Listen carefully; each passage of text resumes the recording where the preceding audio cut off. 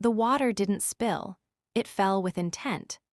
A clear arc from the silver pitcher, a glittering cascade of ice and humiliation that broke across a 7-year-old's braids and sent a mother's breath stuttering.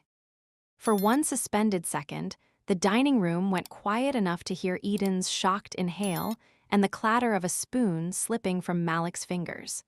Before we begin, if this kind of story speaks to your heart, feel free to share where you're reading from. It's always beautiful to see how far stories like this can travel. Enjoy the story. The restaurant was called Ash and Laurel, all matte black walls and gold light, ferns trembling under the air vents. It was the kind of place strangers took photos of from across the street because the windows framed it like a postcard. It smelled faintly of charred rosemary and the proud confidence of a place that's sure its plates are small and significant. Sienna Reed had chosen it because someone in her book club swore the chicken tasted like Sunday afternoons at your grandmother's, and because she wanted a win. The job offer letter in her tote was folded into thirds, the crease already softening from how many times she'd touched it. There are decisions that are like doors. She meant to tell her children at dessert. If it went well, she'd call Isaiah after, tell him in a voice that wasn't apologizing. They had been separated for 9 months. They still did Sunday dinners because they had once promised their children that Sundays would be for them, no matter what happened to the marriage. Sometimes they went to the old diner in their neighborhood where the waitress called Eden Sunshine and always snuck an extra strawberry onto her plate. Sometimes they tried new places. Sienna was careful, always. She checked menus for price points and bathrooms for broken locks. The world asks Black mothers to be careful until careful becomes a second spine. "Is this the one with the fancy napkins?" Malik asked, lowering his voice like he was talking about a secret. "Cloth napkins aren't fancy," Sienna said, smoothing one over his lap. "They're just cloth." "So fancy," he whispered, eyes bright. The waiter had been tight-mouthed from the start. He came over with the kind of neutrality that is its own language, eyes sweeping the table like scanning for hazards. He wore a name tag that said Trevor, his hair clipped close to a skull with 2 shallow dints that looked like someone's teeth had once been there. He didn't offer a smile. He set down water glasses so close to the tables Sienna had to slide them back herself. When she asked for apple juice for Eden, he said, "We don't do that," as if the words were a rejection of more than juice. "Do you have anything she could have?" Sienna asked, keeping her voice even. "We're not a kids' restaurant," Trevor said, not looking at Eden. "Maybe just water." "This is a celebration," Sienna said gently. "Is there anything?" Trevor's lip twitched. "We have a rosemary lemonade." "That sounds lovely," Sienna said. "2, please." Trevor didn't write anything down. He stood there a second longer than polite, gaze pulling across Sienna's hair, pulled back in a bun because she'd spent the last 15 minutes trying to coax Eden's dress over Eden's head without smudging her lip gloss, and then nodding like he'd reached some internal decision. He moved away. "Does he not like us?" Eden asked, one hand creeping to squeeze Sienna's wrist. "He doesn't know us," Sienna said. "Let's not make stories about strangers, okay?" She said it to her daughter and to herself.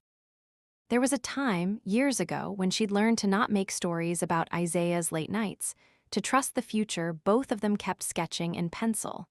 They were good people. They were trying. But trying isn't always enough when the ship you're building keeps trying to be a raft. There was a window near their table that showed the upstairs office. You had to know where to look.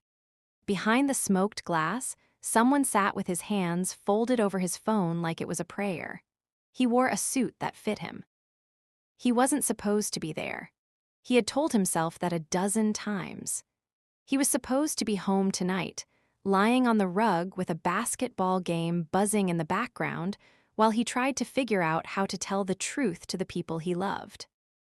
Isaiah Cole had bought Ash and Laurel with 3 men who had never once asked him to explain his vision in terms of family, and that had felt like a relief at the time. There had been other questions, numbers overhead. "What's your projection for Q3?" and none of them felt like betrayal. He had been kitchen manager, then general manager, then here are the keys at a different restaurant once. This was the first time the keys opened a place that felt like his face might belong somewhere in the Hall of Founders, even if it didn't hang there yet. He had not told Sienna or the kids. He was waiting for the right day, the right way, the table set with flowers and a waiter who would know to bring Eden a lemonade first. He kept telling himself that surprises are story, and stories are how you make a life memorable. Except sometimes life hands you a different kind of story. "This is the table," came the voice of Owen, the floor manager, through the earbud in Trevor's ear. "Window 2, keep it quick turnover. We've got a 4-top waiting." "I know," Trevor said, adjusting the tray under his arm. He paused near the bar where the bartender looked at him without looking, those short glances that carry their own weather. "They look like they'll camp," said the bartender under his breath. "Already asked for special juice. Keep a certain vibe near the windows," Owen had said in a team meeting last week, voice cloying with the kind of friendliness that left a stain. "You know what I mean. Instagrammable. Nice." Trevor did know. He had grown up in a one-bathroom apartment with carpet that felt guilt-soft under your toes because it was never quite clean. He had learned early to spot which people would bring other people in, which tables would post a photo of a glittering cocktail against the glow of the room so their followers would ask, "Where are you?" He had also learned what to do with the other tables, the ones that would linger too long without ordering a third round, the ones that took photos of each other instead of the room. He wasn't a bad person. He would have said that to anyone who asked. He doubled shifts to help pay his mother's medical bills. He had a plant in his kitchen window, and he didn't let it die. He had also absorbed things so deeply he couldn't name them, and that's the problem with the things that seep. They don't ask your permission to become your reflex. He brought the lemonade and set it down with a thud. The ice kissed the glass and the rosemary sprig bobbed like a tiny ship. Eden said, "Thank you," because Sienna had taught her that when people are unkind, you will be kind, not because they deserve it, but because you do. Trevor didn't say, "You're welcome." He stood watching them for a second too long. Malik's laugh when Eden told him her tooth was loose. The way Sienna tilted her face toward them both as if their voices could warm her. Trevor felt the impulse then that made him think of the dark places in himself as a sort of muscle that sometimes flexed without him. He went to the server station. He picked up a water pitcher slick with condensation. He turned back. Behind the smoked glass, Isaiah had been watching. He had been watching since Sienna slid into the booth and pulled Eden in beside her. He had not breathed for the first 30 seconds, the way you don't breathe when you see a bird land near your windowsill because you want it to stay. His hands were locked together. His tongue had gone dry with the sour tang of adrenaline. He didn't know Owen had said, "Keep it quick," in Trevor's ear. He only knew he was standing up before he knew he was standing up, the chair scraping back. The water fell with intent. It broke across Eden's hair. It spattered Malik's sweatshirt so that the J he had drawn with a felt pen on his sleeve darkened like a bruise. It hit Sienna's shoulder and ran inside the collar of her dress, finding skin it had no right to find.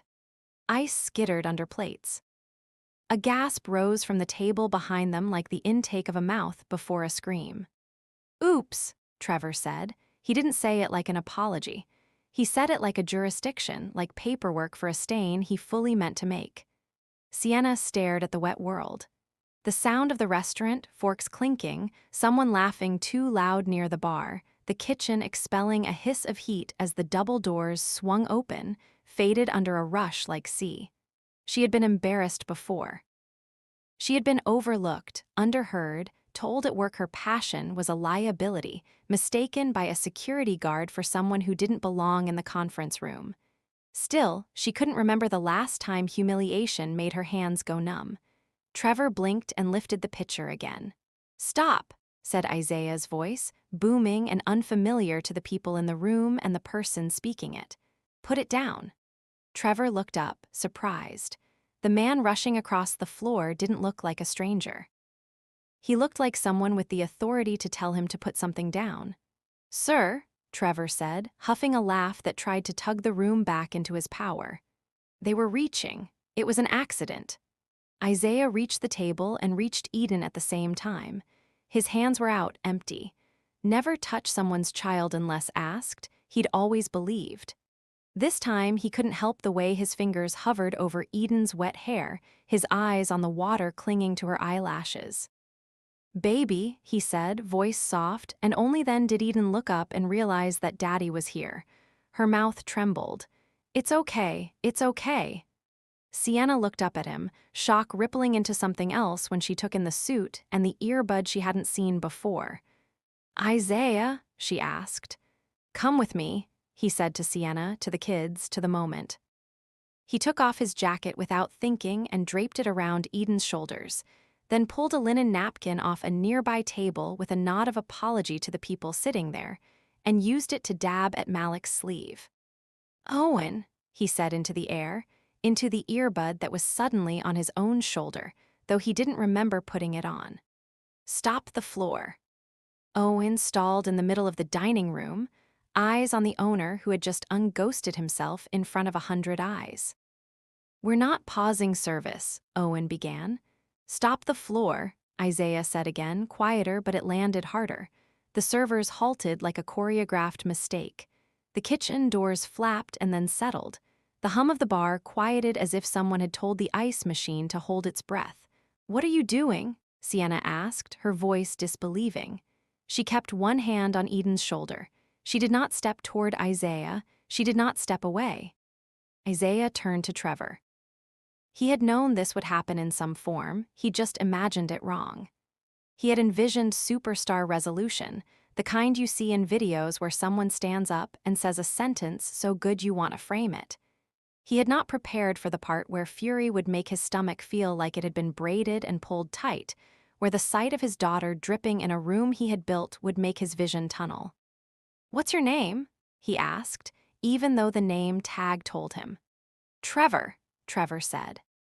He lifted his chin. "I said it was an accident." "The pitcher didn't slip," Isaiah said. "You poured it." Trevor shrugged. Behind him, Owen's gaze pricked at the side of his face like a promise of a meeting after. "You aren't the manager," Trevor said, even as he looked at Isaiah like a man looks at someone he knows might have the power to remove his day. "You can't." "I'm the owner," Isaiah said. The sentence landed. A ripple crossed the room. Someone in the back let out a small "oh." Sienna's face didn't change except around the eyes. The tiny muscles there, those little traders, tensed and released like she wanted to blink herself back to another timeline and knew she couldn't. "You're the—" "Isaiah," she said, the name a question now, a history. "We're going upstairs," Isaiah said to her, his voice softening as he tilted toward Eden again. "Get her to a towel, I'm sorry, I should have told you." "Yes," Sienna said, flat, "you should have." Isaiah turned to Trevor. "You're done. Tonight and probably beyond tonight." "You can't fire me," Trevor said, color rising high under his skin. He looked to Owen for backup and got a stare that said, "Do not drag me into your drowning." "You can't, my father." "I don't care who your father is," Isaiah said, "but the room had a way of teaching you that sometimes you should care about things you don't want to." "Victor Helms," Trevor said, watching Isaiah's face for the flinch. "My father's Helms. He owns this block. You like paying rent. You like your little gold lights? You fire me and see how fast that lease gets tricky." In the upstairs office, through the glass, a shadow shifted. CFO. Landlord. Isaiah felt the handshake of money's cold hand close around his throat. "We'll see," Isaiah said. He took a breath. "We'll see and we'll measure and we'll live with the numbers. Right now you're done. Give Owen your apron." "You'd do this to me over some table?" Trevor asked, incredulity a cheap mask for aggression that had been excused too many times. He glanced at Sienna, at the children, at the napkin wadded in Eden's small fist. For the first time, something like a twitch went through his jaw. Not quite shame, not yet.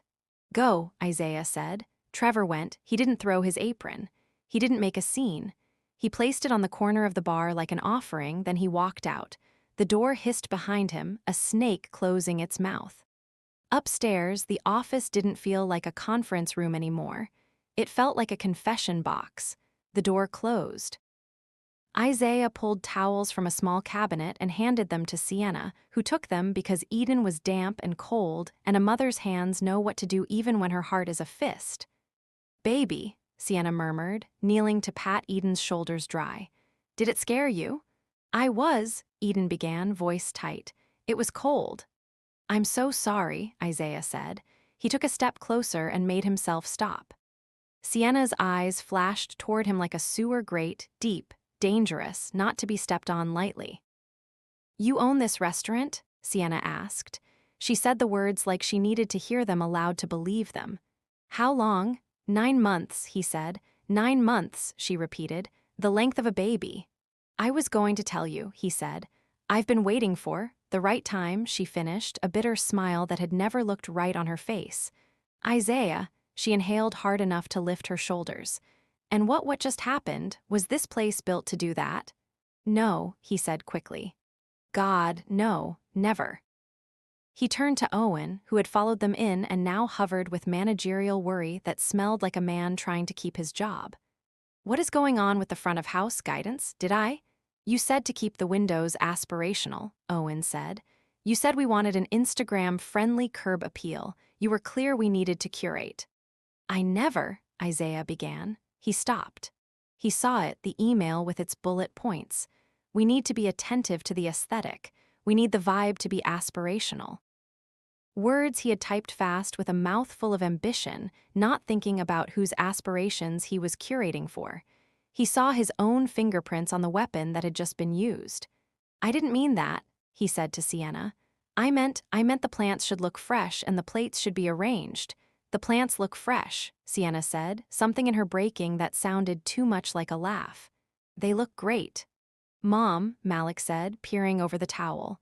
"Is Daddy in trouble?" "Your dad is." "Going to talk to some people," Sienna said, "and we're going to get you warm."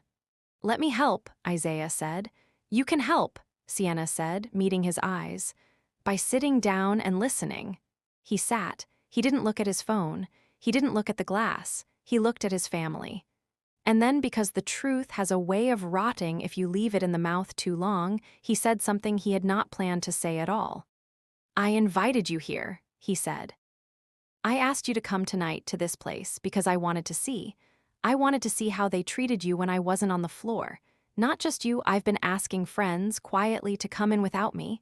Black friends, families, I needed the data." Sienna stared at him the way a person looks at an X-ray with her own bones on it. "You used us as a measurement," she said. "I used you to protect you," Isaiah said, cringing at hear how wrong it sounded when he said it aloud. "To make sure. To make sure that what I built wasn't hurting, it's my restaurant. I needed to know what was happening when my face wasn't attached to it." "You should have told us," Sienna said. She had that tone now, the one she used when Malik had lied about brushing his teeth. It was wounded without being dramatic, flat without being unloving. It was the tone of someone who had walked too far in heels and didn't have the luxury of sitting down. He had no good rebuttal. He had only the shape of her anger hanging in the air like steam that left dew on his hairline. "Mr. Cole," Owen said, voice careful, "we have a full house downstairs, and Victor's going to hear about this before the plates leave the pass. We should craft a response." "I'll craft one," Isaiah said, and his voice anchored in his chest like someone had dropped a stone and it found bottom. "We're comping all tables. We're closing for the night. We're going to address the room before they leave. You want to close?" Owen asked, eyes widening like someone had suggested ripping out his molars without anesthesia. "Yes," Isaiah said, "and then we're going to meet with staff and we're going to do this right." He turned to Sienna, feeling something almost like a plea in his throat. "Do you want to leave? I can have someone drive you home, or you can stay upstairs and finish dinner here. Some quiet." "Finish dinner," Sienna said, her mouth twisting. "In your office." "We'll make it right," Isaiah said, and Sienna tilted her head the way a person does when the word right doesn't sound like the word's dictionary definition anymore. "You can't make it right," she said. "You can make it better." Downstairs, Isaiah stood on a chair and the room, which had already been paused once, paused again with the creak of wood. He said he was the owner. He said what had happened upstairs was wrong. He said he was sorry. He said any of them could find him at the front door in 5 minutes if they wanted to say something back. He said the night was on the house. He didn't say the word racism because his lawyer had taught him to choose words like he was defusing a bomb. He said it anyway when a woman near the back raised her hand and asked, "Are you going to say the word for it?" He said it, and the room didn't explode. It just exhaled, and in that exhale was a fury too old to be surprised, and a relief that someone had named the monster in the room so the monster couldn't climb up into the rafters and pretend it was drapes anymore. Trevor went home to an apartment that smelled like antiseptic and old coffee. His mother lay on the couch with a blanket tucked under her chin, and the TV remote bumped into the cushion crease beside her. "Hey," she said, squinting. "You're early." "Got cut," he said, dropping his keys into the bowl on the side table too hard so they clanged. He wanted the sound. "Your father called," she said slowly. "He said, is everything okay?" Trevor's face did a thing he didn't plan in time to stop. His mouth contorted. He sat down on the edge of the coffee table because it was closer than the couch, the wood groaning under the sudden weight. "I did something," he said. "You took it too far," his mother said, not a question. He looked at his hands. He remembered the way the water had felt against his fingers, the cool of the pitcher. He thought of the little girl's hair. He thought of the mother's voice, "You used us as a measurement." He felt something heat up inside him, and he shoved it away with the same muscle he'd been exercising for years. "Your father will fix it," his mother said after the silence got loud. "He always fixes things." Trevor didn't say the word that came into his head. The word was no, and it would have sounded like a small boy in a large room saying, "I am not ready to be a person yet." By morning, there were phones pointed at Ash and Laurel like dandelions pointed at Sun. The video had bloomed overnight because of a woman at table 9 whose hands had trembled as she hit post, and an algorithm that has no ethics and a lot of appetite. That woman's caption read, "He poured water on them and said, 'Oops,' like it belonged to their bodies." The owner was their father. The world loved a twist even when what was twisted was someone's hurt. The comments were the comments. Some would have been better if they had never been born. Some were gentle like a stranger handing you a tissue on a bus. Some said, "This is every day." Some said, "It's a stunt." Some said, "Where is the accountability?" Victor Helms called at 9:01. Isaiah had been at the restaurant since 5 a.m. with 6 other people, Chef Mari with her hair tucked under a black scarf and her voice the calm of a mountain. The dishwasher, Jorge, who had shrugged and said, "I'll clean whatever needs cleaning if the talking is too much." Owen, fragile as a glass doorknob. Hope, a hostess who looked like she was 19 and had the energy of 2 people. "Isaiah," Victor said, the vowels smooth as old money. "We have a situation." "We do," Isaiah said. "We're addressing it." "You fired my son. He poured water onto a child, on purpose." Victor hesitated for that half-second that tells you a man is searching for the way to make something ugly sound reasonable. "He has a temper," he said finally. "He needs guidance, but you firing him makes me think you don't understand who stands with you." "I understand exactly who stands with me," Isaiah said. He looked through the kitchen past into the dining room where the plants looked too green and the light too buttery. He pictured his daughter's body lifting with the cold. "And who I stand with." "You run a business," Victor said. "You don't run a church." Isaiah almost laughed. "I know the difference," he said. "I also know the price of decency." "The price is your lease," Victor said softly. Isaiah heard the click of the jaw he knew waited in that softness. He imagined himself like a figure in a glass paperweight, tiny and frozen with snow swirling down. Then he imagined this. The restaurant empty, the chairs perched on their tables like birds sleep perched on a wire. He imagined the community he had thought would be invited in being policed out. He imagined his daughter learning from this like the world meant for her to learn from it. Don't sit by the windows. Don't ask for special. Don't take breath. We'll move, Isaiah said, surprising himself with the firmness, like tapping a wall and feeling bedrock rather than drywall. If we have to. You'll close, Victor said, every syllable a small death. You'll be an example. Isaiah hung up gently, as if the phone were the heart of a sick person he didn't want to disturb. Sienna texted at 9:17. We need to talk, she wrote. Today, yes, he wrote back. When? At the park, she wrote. Noon, where Eden likes the swings. He wrote back a heart because he didn't know what the right words were that weren't excuses. The heart felt like an admission under his thumb. At the park, a little boy tried to feed bread to a dog that wanted only the kid's crunchy fingers. Parents watched with a mix of distance and ready energy, the kind of posture you adopt when you've learned that everything can swing hard in a second. You own a restaurant, Sienna said without pleasantries, sitting on the bench like it had a specific kind of truth in it. And your first instinct was to put us in the middle of an experiment. That's not, he started, then stopped. That is what I did, yes. And it's not okay. Why didn't you tell me? She asked. Because I was afraid of failing you, he wanted to say. Because I have been trying to build something shiny enough to reflect back at us a version of ourselves I like better. Because my father died before he could see me do one thing that made him proud, and I've been trying to be two men, carrying pride on my back like a heavy backpack, and I forgot that carrying isn't loving. The investors, he said instead, stupid as soon as it left his mouth. They wanted, I don't care about investors, she said calmly. I care about your son thinking his dad shows up when it's dramatic and not on a random Tuesday to check his math homework. I care about Eden flinching when someone moves their hand too fast near water. I care about a waiter thinking his instinct is the room's instruction and an owner who gave him the room. I know, he said. Do you? She asked. Because knowing won't fix it. I'm closing tonight, he said. I'm going to stand on that floor and say the words. I'm going to bring in people who know how to train and not the training that ends with a certificate and a photo op. I'm going to change our hiring. I'm not going to curate the front window for anything except the line that forms because people know they're safe. And I'm going to talk to Victor with a lawyer.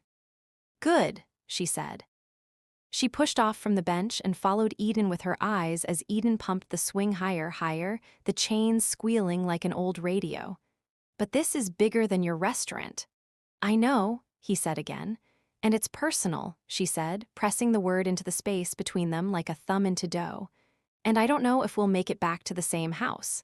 I've got an offer in Baltimore, library director. I was going to tell you at dinner. I wanted you to be proud. I would have been, he said. I am.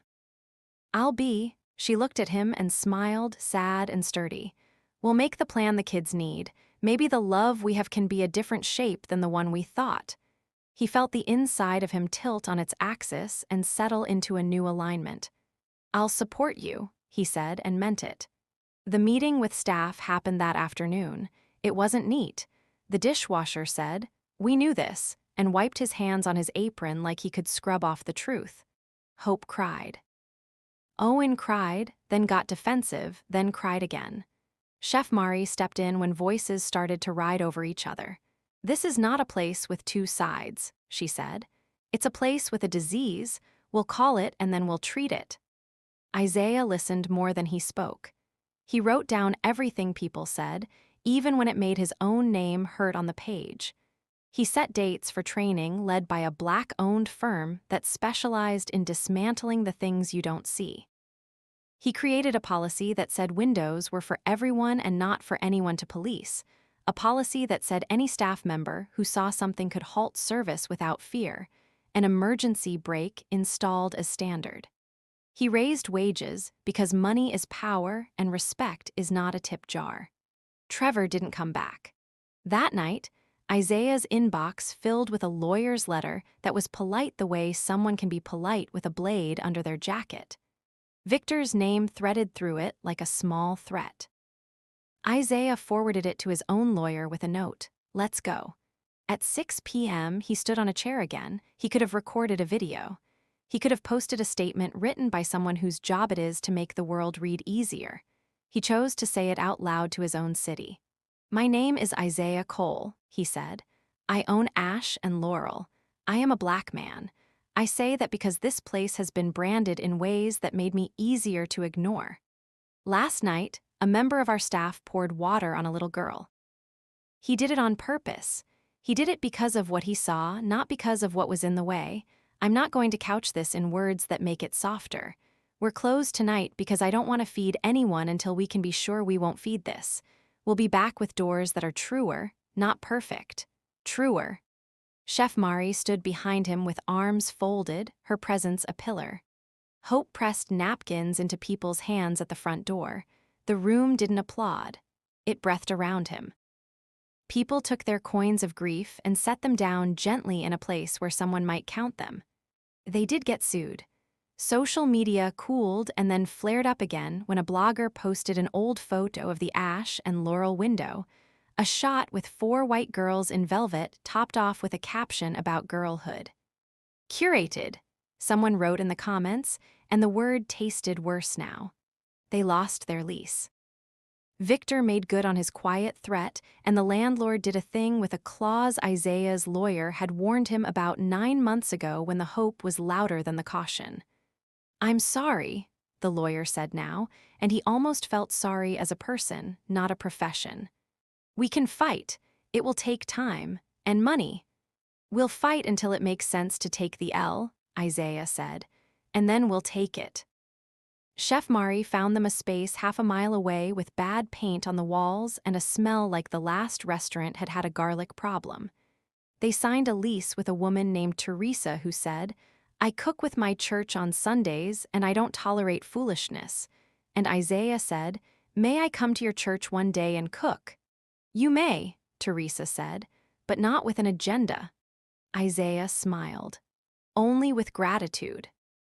They opened a month later as kind of a soft thing. No press, just a sign hand lettered by a teen named Shad who had never been paid to write his own name for anyone before. They hired 5 new servers, all interviewed in a circle instead of one by one because they wanted to see who interrupted whom. Hope became floor lead. Owen left. He sent Isaiah a text that said, "I need to work somewhere I don't feel like a ghost," and Isaiah wrote back, "I hope you find that." Trevor disappeared from the timeline, except for an apology in his Instagram story that lasted 24 hours, and then in a different post a week later, where he posed in front of a gym mirror with a quote about doing the work that sounded suspiciously like he meant his abs. But 3 months after the incident, a young man started showing up at the neighborhood center Isaiah had helped fund with the GoFundMe that had sprung up when people decided to put their money where their comments had been. The young man stocked shelves. He handed out flyers. He did not tell anyone he had once spilled water. He didn't have to. Everyone has a story, and not all of them want to be told out loud for someone else's redemption arc.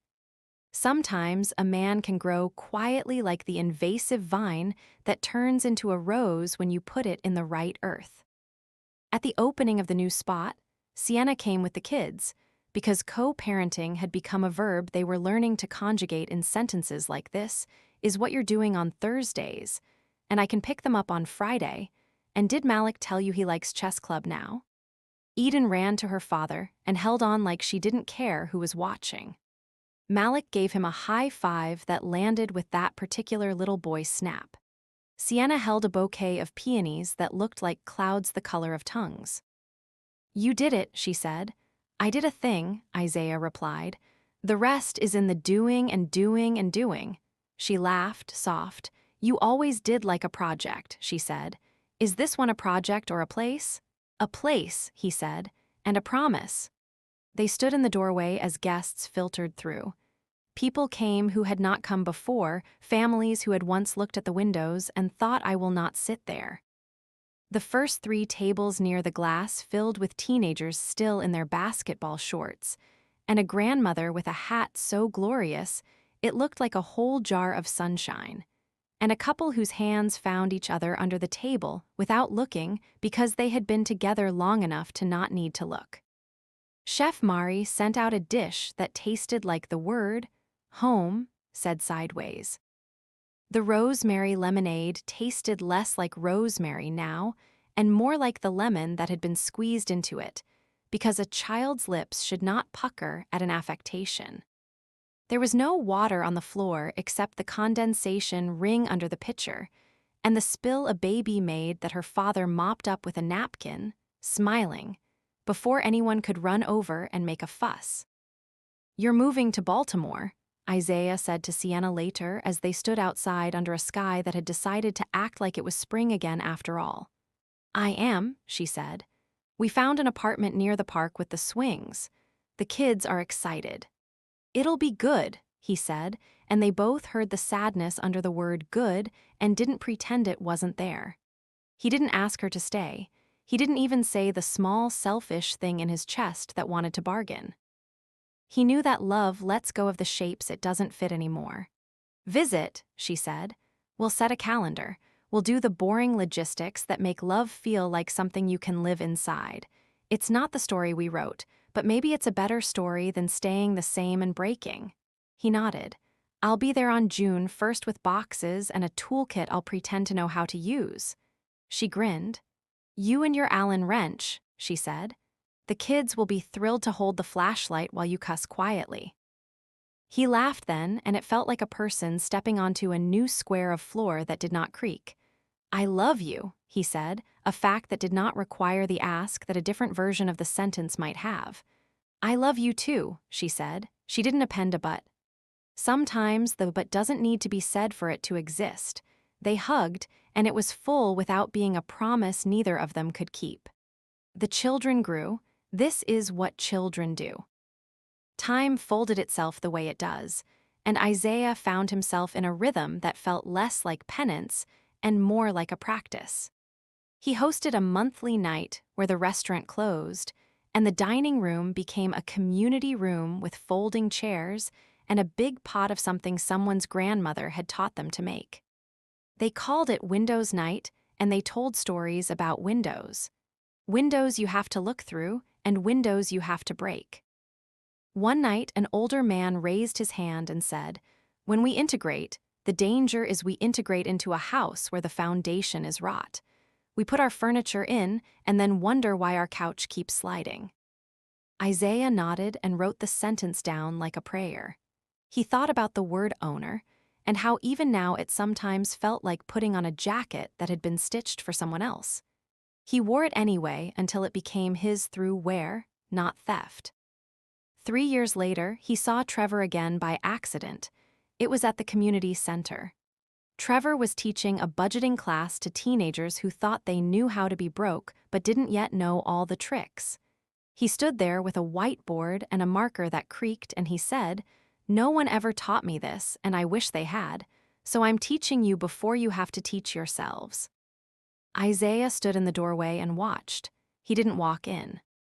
He didn't do the performative thing of a man forgiving another man in public. He went back to the kitchen and chopped an onion like the onion had said something smart. When he walked Eden to school, she no longer flinched at pitchers of water. She played guard on her basketball team with a ferocity that didn't look like anger.